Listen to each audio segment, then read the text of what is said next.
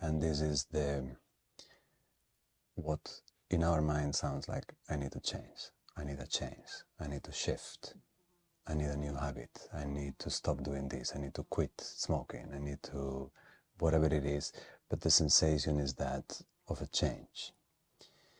And it's a nice feeling in a way, because there is a strong motivation. Yeah, it's a strong motivation of dissatisfaction and disharmony inside that is pointing to the possibility that another thing is there. And in that, I love the way that in our last episode with Pavel, I love the way he points at grief. Because in that moment, it's very easy to revert to self-criticism, extreme self-judgment, by condemning the practice or the habit that I have that is proven itself to be hurtful or limiting. But then I'm focusing on the judgment. And Pavel was so beautiful in his recommendation. He says, look at the grief, because the grief is going to connect you with that that you're longing for. So if, for instance, I am telling myself, I have to quit smoking, it'll be much more useful for me to say, I long to be healthy. And that doesn't take away the fact that at a certain point one has to put the foot down and make a shift. But if that shift is born out of the continuous criticism of the self, the paradox here is that criticism, abuse, creates a victim. So it's an art to allow for internal transformation that is born out of the true desire of something new. That is born out of the true desire to love yourself, to love life, to appreciate, to be present in the experience of living in a way that you want to align with it.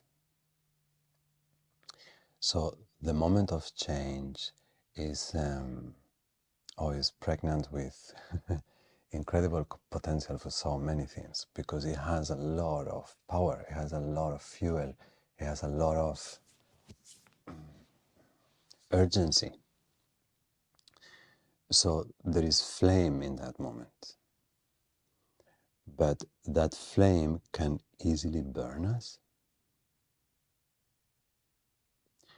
and can easily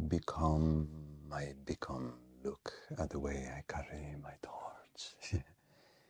And both once again separate us from ourselves. So I find that the trick in this, when we find ourselves in these periods, a period where you're stuck, a period where you feel lonely, a period where you feel insecure, it's a period of that flavor, because moment to moment to moment, we are feeling that, or at least very often. So there is going to be a lot of markers, a lot of triggers, a lot of moments where we can spot, I'm suffering from loneliness. And here is, I don't know how to do it otherwise. Here is a magical moment where you realize a feeling, sadness, loneliness, fear. And by the presence of that feeling, you realize of the longing of the opposing. They're in this dance. And immediately, from within, programs are screaming, giving solutions that I know don't work. Because otherwise I would not be suffering. Because if the strategies to help me with this feeling had already worked, I would not be here. So therefore, the programs that come to solve the situation that I'm in, I know that they're obsolete. I might already have reasoned myself of which new programs I need to set in. Oh, I'm perfect the way I am. Abundance is everywhere. My body is healing. Yeah. The fact that my parents didn't treat me right doesn't mean that I'm not worth it. You might have the new programs ready to go, but they don't have space, because the old ones, They're obsolete, but they're huge, they're oversized, they're blah, blah, blah. And because they have failed, they just go more noise. The sentence that didn't help you yesterday, the repetitive thought that didn't give you freedom nor solace, it wasn't enough yesterday, so what does it do today? Repeat it twice, 3 times, 4 times. If the narrative is that you're not good enough, yesterday was once, today is twice, tomorrow is 3 times. It comes to a point that is the only thing we hear. You're not good enough, you're not good enough, you're not good enough. So in that moment, it's unrealistic to think that we can simply shift to a new belief. So this is the magical moment. I find myself stuck. I find myself running programs. I find myself pushed by karma in a way that I almost cannot recognize my own free will. I find myself going to the fridge for the 5th time when I have said I didn't want to. I find myself looking at the phone for the 10th time when I didn't want to.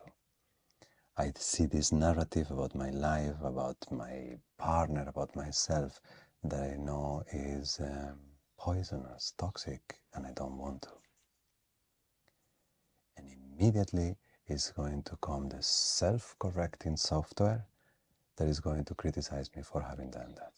So in that moment, pause, drop to depth. And that drop to depth is simply an exhale, a finding of the body, a finding of the situation without narrative, a finding of this moment of experience where there is no interpretation, a moment of silence, and maybe in that moment, how you call it? A glimpse of free will. And then the next thing we're going to feel is the full force of all the patterns and all the habits and all neurological pathways and all beliefs wanting to come to the surface. And there is where practice is very useful, because we want to somehow stabilize that moment of depth. We want to find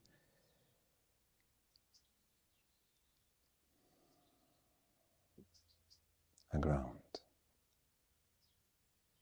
Not unmobile. Everything is moving all the time.